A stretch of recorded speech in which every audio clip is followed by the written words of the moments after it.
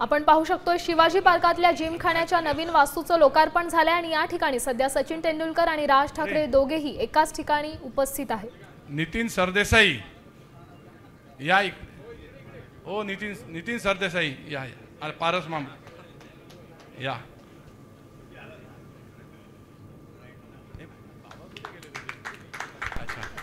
नितीन सरदेसाई बराच वेळ बसले होते इकडे ते.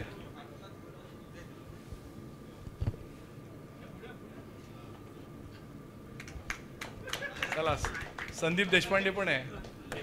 संदीप देशपांडे या काय करणार आहे आपल्याकडे या. धन्यवाद.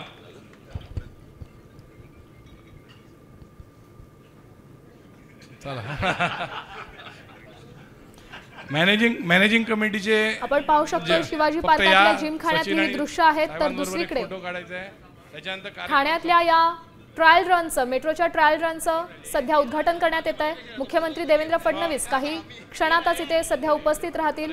त्याचसोबत दुसरीकडे सचिन तेंडुलकर आणि राज ठाकरे हे दोघेही एकाच ठिकाणी उपस्थित आहेत.